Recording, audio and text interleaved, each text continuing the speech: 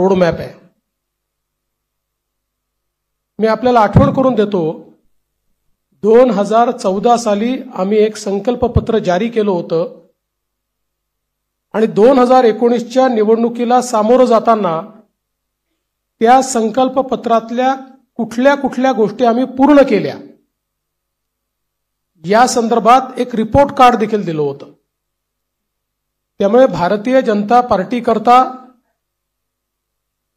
किंवा महायुती करता संकल्पपत्र म्हणजे केवळ कागदाचं डॉक्युमेंट नाहीये, तर त्या दिशेने पूर्ण ताकदीने काम करण्याकरता एक अतिशय पवित्र अशा प्रकारचं हे डॉक्युमेंट आहे।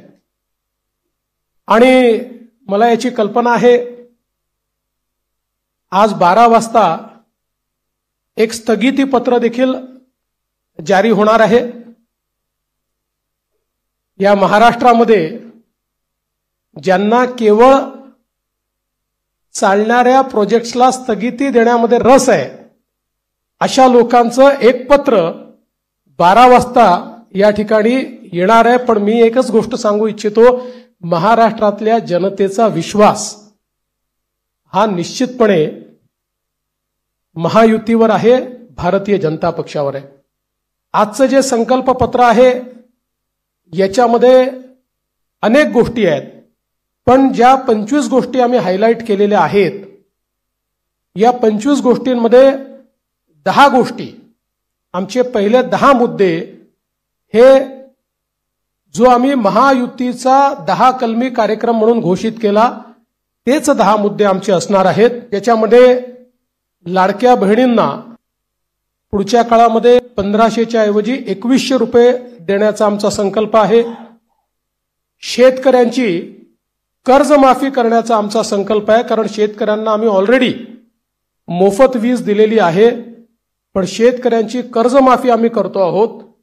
आणि त्यासोबत आम्ही भावांतर योजना आणतो आहोत, म्हणजे हमी भावापेक्षा जर कमी भावामध्ये मार्केटची खरेदी सुरू झाली तर हमी भावाने खरेदी तर करूच, पण ज्या ठिकाणी हमी भावाने खरेदी होणार नाही त्या ठिकाणी भावांतर योजना राबवून जो काही मधला डिफरन्स आहे तो थेट शेतकऱ्याच्या खात्यामध्ये टाकण्याचा निर्णय आम्ही घेतलेला आहे।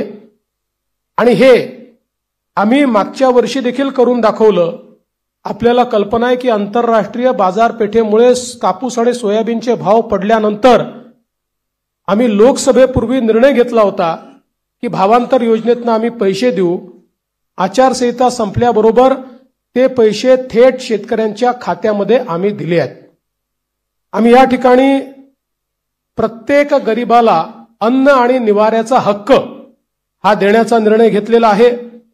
आणि जी वृद्ध पेन्शन योजना आपण चालवतो ज्याच्यामध्ये 1500 रुपये आपण देतो, ते 1500 रुपयावरनं 2100 रुपये आपण करण्याचं ठरवलंय। किंबहुना अशा प्रकारच्या सहाय्यतेच्या जेवढ्या योजना आहेत, मागच्या काळामध्ये महायुतीच्या सरकारने 1500 रुपये केले होते, ते 1500 रुपयाचे 2100 रुपये आता पुन्हा महायुतीचं सरकार आल्यानंतर आम्ही त्या ठिकाणी करणार आहोत। यासोबत ज्या जीवनावश्यक वस्तू आहेत त्यांचे भाव स्थिर ठेवण्याकरता आम्ही त्या ठिकाणी मार्केट इंटरव्हेन्शन करणार आहोत। येत्या काळामध्ये 25 लाख रोजगाराची निर्मिती ही महाराष्ट्रामध्ये करण्याचं लक्ष्य आम्ही ठेवलंय। आता ज्या गतिशीलतेनं महाराष्ट्रामध्ये औद्योगिकरण होत आहे आणि एफडीआय मध्ये देशाच्या 52% एफडीआय आपल्याकडे आलाय, मला विश्वास आहे की 25 लाख रोजगाराच्या संधी आम्ही तयार करू। आणि त्याचसोबत 10 लाख विद्यार्थ्यांना या ठिकाणी विद्यावेतनाच्या माध्यमातून आम्ही त्या ठिकाणी नोकऱ्या करण्याकरता किंवा त्यांना रोजगार देण्याकरता अग्रसर असणार आहोत। दुसरं, मागच्या 2.5 वर्षामध्ये आम्ही सरकारी नोकऱ्यांवरचा सगळा निर्बंध हटवून जवळपास 1 लाखपेक्षा जास्त, आम्ही 75,000 घोषणा केली होती, पण 1 लाखपेक्षा जास्त नोकऱ्या या सरकारी क्षेत्रामध्ये त्या ठिकाणी दिलेल्या आहेत। आणि यासोबत आमचा प्रयत्न आहे की जो गरीब किंवा मध्यमवर्गीय आहे याला सौर आणि अक्षय ऊर्जेचा वापर करून त्याच्या वीज बिलामध्ये 30% सूट हे आम्ही त्याला देण्याचा प्रयत्न करणार आहोत। त्यासोबत सरकार स्थापनेच्या 100 दिवसामध्ये विजन महाराष्ट्र 2029 अशा प्रकारचं एक विजन डॉक्युमेंट हे आम्ही तयार करू। विज्ञान आणि तंत्रज्ञानाच्या क्षेत्रात आम्ही महाराष्ट्राला पहिल्या क्रमांकावर कसं ठेवायचं हा आमचा प्रयत्न असेल। मेक इन महाराष्ट्राचं जे धोरण आहे ते अधिक प्रभावीपणे राबवून याला मोस्ट प्रेफर्ड डेस्टिनेशन अशा प्रकारची परिस्थिती आम्ही तयार करू। महाराष्ट्राला फिनटेक आणि एआय याचा हब म्हणून आम्ही तयार करू। फिनटेक आणि एआय मध्ये सर्वात जास्त पुढच्या काळामध्ये रोजगाराची निर्मिती होणार आहे आणि त्याचं सर्वात मोठं केंद्र हे महाराष्ट्र असेल। यासोबत एरोनॉटिकल आणि स्पेस या क्षेत्रामध्ये उत्पादनाच्या संधी आहेत, त्या संदर्भात आमचं सरकार काम करेल। आम्ही असं ठरवलंय की शेतकरी या ठिकाणी जे काही खत खरेदी करतात त्याच्यावर जो एसजीएसटी आम्हाला मिळतो तो एसजीएसटी आम्ही शेतकऱ्यांना परत करणार आहोत।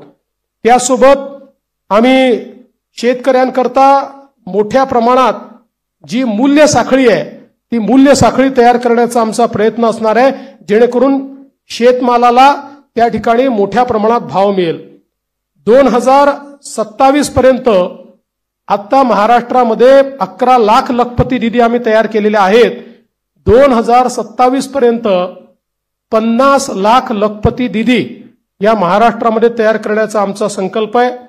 अक्षय अन्न योजना ही गरिबांकरता सुरू करण्याचा आमचा संकल्प आहे आणि या ठिकाणी महारथी म्हणजे Maharashtra advance robotic and AI training hub initiative या नावानं मोठ्या प्रमाणात लॅब्स आम्ही तयार करणार आहोत, ज्यातनं या क्षेत्रातली ट्रेन मॅनपॉवर ही आपल्या कॉलेजेसमध्ये आणि शाळेमध्ये सुरू होईल आणि पुढच्या काळात ती पूर्णपणे तयार असेल। महाराष्ट्रामध्ये कौशल्य जनगणना आम्ही करणार आहोत, स्किल सेन्सस, आणि त्या स्किल सेन्ससच्या आधारावर वेगवेगळ्या सेक्टरमध्ये कुठे इंटरव्हेन्शन करण्याची गरज आहे आणि कशा प्रकारे त्या स्किलचा वापर करण्याची गरज आहे याचा प्रयत्न आम्ही करणार आहोत।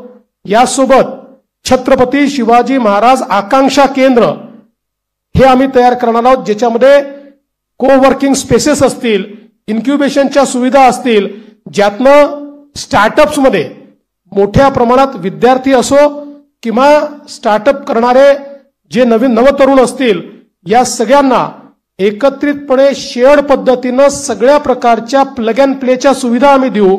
त्यांना इन्व्हेस्टमेंट न करता आपला व्यवसाय हा त्या ठिकाणी सुरू करता येईल।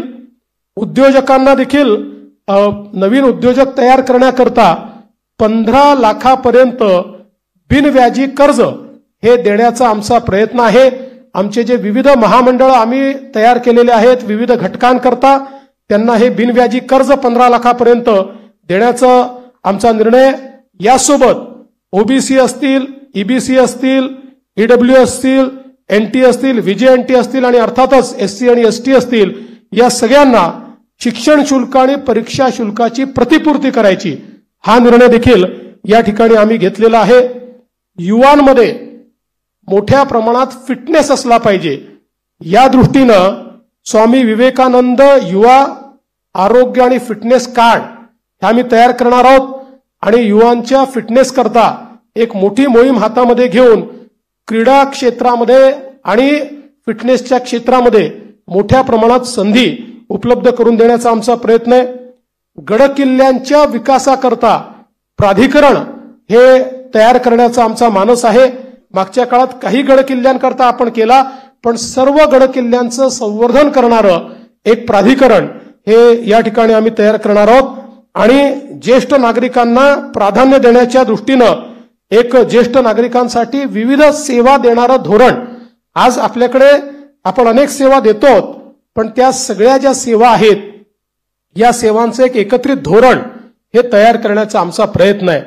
एकूणच जर आपण विचार केला तर प्रधानमंत्री महोदयांनी आपल्याला जो काही संदेश या ठिकाणी दिलाय की गरीब, शेतकरी, महिला आणि युवा हे जे 4 घटक आहेत जे विकसित भारत तयार करणार आहेत, या 4 घटकांना समोर ठेवून आणि त्यांच्यासोबत सिनियर सिटीजन्सला सोबत ठेवून सर्व जाती धर्माचे लोक हे या ठिकाणी आमच्या योजनांमुळे लाभान्वित होतील अशा प्रकारचं एक संकल्पपत्र तयार केलंय, जे मूळ आमचं डॉक्युमेंट आहे. याच्यामध्ये सगळ्या क्षेत्रांचा रोडमॅप देखील आम्ही दिलेला आहे. त्या क्षेत्रांमध्ये काय होणार आहे हे देखील आम्ही सांगितलेलं आहे. आता मी त्यातले फक्त 25 हायलाइट आपल्याला सांगितलेले आहेत. आपण जर आमचं पूर्ण डॉक्युमेंट वाचलं तर याच्यामध्ये कुठलंही क्षेत्र सुटलेलं नाही. सगळ्या क्षेत्रामध्ये विकसित भारताचा रोडमॅप हा आम्ही मांडलेला आहे, विकसित महाराष्ट्राचा रोडमॅप मांडलेला आहे. आणि आमचा प्रयत्न आहे, जसं आता सुधीर भाऊंनी सांगितलं की या ठिकाणी आम्ही अर्ध्या ट्रिलियनचा मार्क महाराष्ट्राने पार केलाय आणि महाराष्ट्र देशातली पहिली $1 ट्रिलियन इकॉनॉमी करण्याकरता आम्ही सगळे संकल्पित आहोत. या दृष्टीनं ह्या संकल्पपत्र आम्ही तयार केलाय.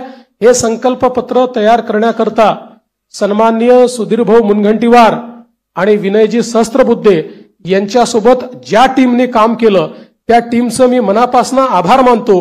खूप जवळपास महिने, 1.5 महिने, 2 महिने एक मोठी प्रक्रिया राबवून त्यांनी या ठिकाणी हे संकल्पपत्र केलेलं आहे. आणि 2029च्या निवडणुकीला जेव्हा सामोरे जाऊ त्यावेळी या संकल्पपत्रासोबत एक रिपोर्ट आम्ही देऊ की या संकल्पपत्रात काय सांगितलं होतं आणि आम्ही काय काय पूर्ण केलं, अशा प्रकारचा रिपोर्ट देखील आम्ही आपल्या समोर ठेवू. खूप खूप धन्यवाद.